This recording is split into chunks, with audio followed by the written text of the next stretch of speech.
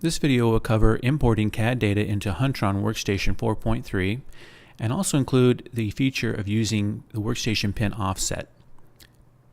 To start, in the Unisoft software, we'll go ahead and select Open, and we're going to open a PADS ASCII file. So we'll select that, our testboard.asc, and Open. Now this file will be imported into the Unisoft ProntoView markup software. We have the top side and the bottom side view. I want to rotate this board 90 degrees because it will be easier to mount it into our robotic prober that way. So we'll just click Rotate Board and rotate it 90 degrees. There we go.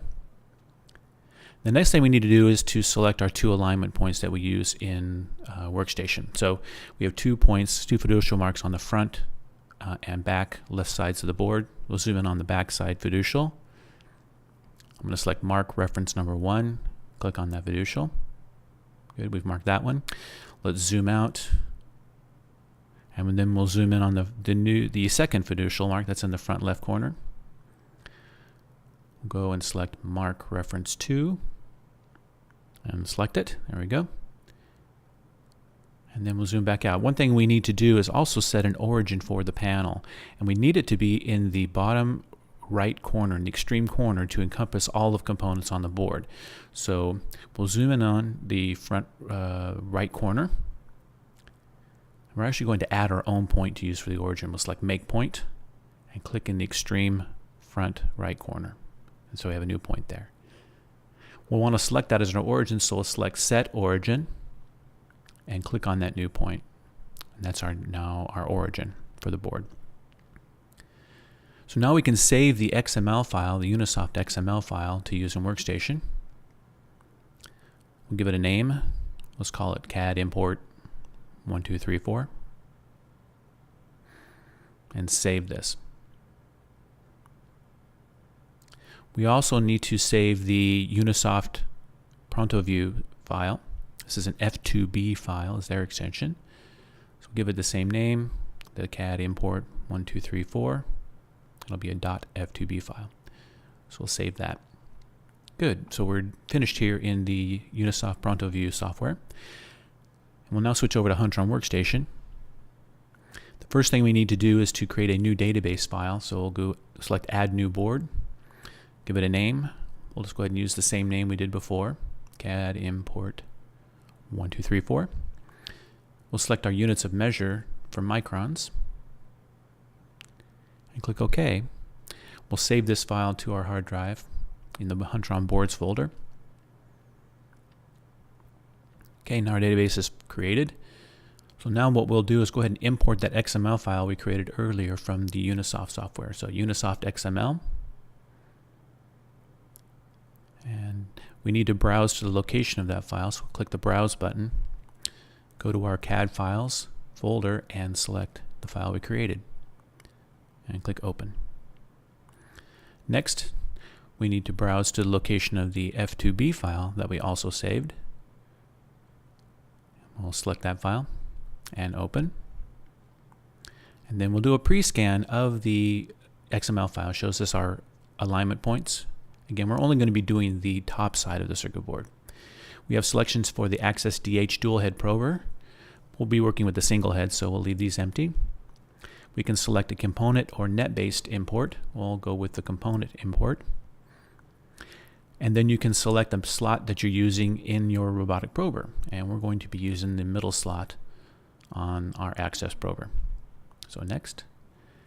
And then we'll go ahead and process this information. And what will happen is it'll now add all the components into the database we created earlier in Workstation. So we select Next, and then we'll exit. Let's come back into Workstation, and you'll see now that we have two new sequences, a bottom and a top. We'll select the top because that's the only one that we're going to be using. So first, what we'll need to do is go ahead and select our alignment points. Remember, we selected those two fiducial marks on the board in the Unisoft software, so we'll select alignment number 1 first, and then click in the camera image to navigate the camera to that location of the fiducial. We can see it here. Zoom in a bit. And I'm going to change my travel distance here to 50 microns so I can microstep the camera crosshairs into position. So we'll move to the left slightly and up. That looks pretty good. Right about there. So we'll set that position on the center of those crosshairs. We need to be as precise as possible here. So it automatically increments to number 2 for us, alignment number 2. Again, we'll move the camera crosshairs to the location of that fiducial mark. And we'll get centered here. I think we'll, 50 microns appears to be too much. We'll change our travel here to 30 microns.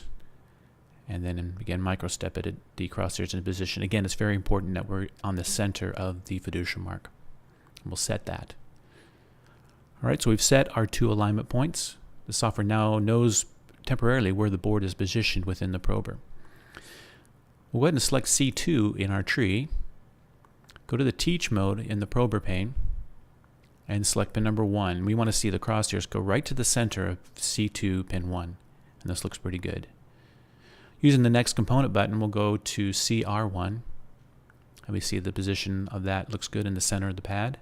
The next component is R14. Again, we're verifying the position there. It looks good. So knowing this, we're going to go ahead and go to the Realign tab and make our alignment points permanent. So we'll select alignment number 1, and it'll go to where we had it saved. This looks good. I like this position, so we'll set that. The second one is a little bit close to some of the mounting hardware. So let's move this alignment point to this trace block on the circuit board. This would be a good position for our new alignment point.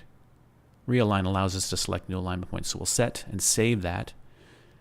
And now these become our official alignment points and official position for the circuit board. Our next step is to go to the Teach Height tab. Let's redock the window here. We're going to set the sequence Z up and sequence Z down positions. Let's turn on our probe tip camera so we can see the position of the probe tip.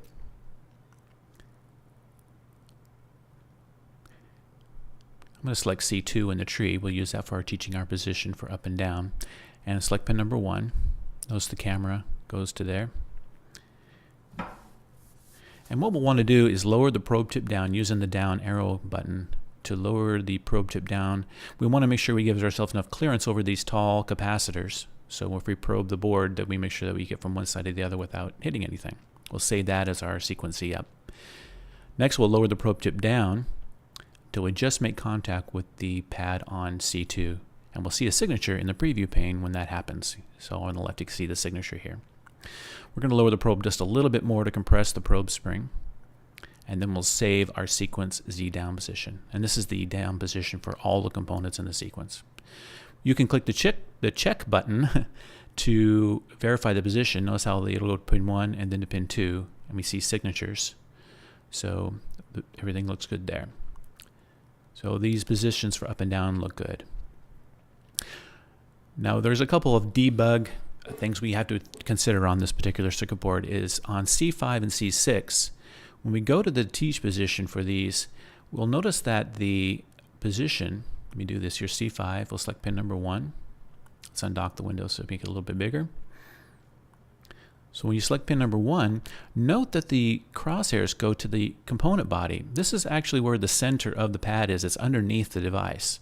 And if we look at pin 2, you notice that the center of the pad is under the device. So what we want to do is offset the distance, and we can note we have our mouse position, X and Y position noted on the left-hand side there. So let's put our crosshairs where we want the crosshairs to go when we probe the board. And then note the mouse X position at about 1300 microns. All right.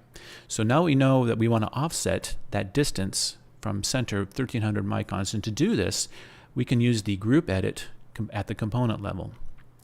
So we'll click OK.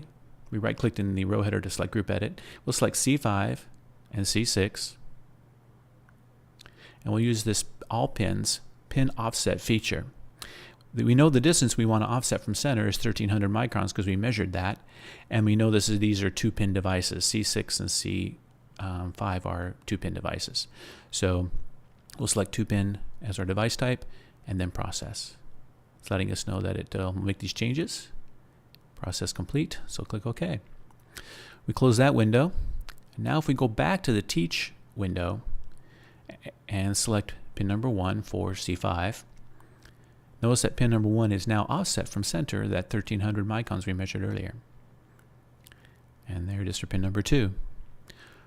We also modified C6 at the same time, so let's select that in the tree. Go back to the teach mode, select pin number 1. And here's pin 1 position, good. And then pin 2, good. So we're actually ready to scan this board now. We've made the debug changes we need to make, and there's videos already created on showing how we scan in Huntron Workstation. So please view those videos on the Huntron YouTube channel, and we thank you for watching.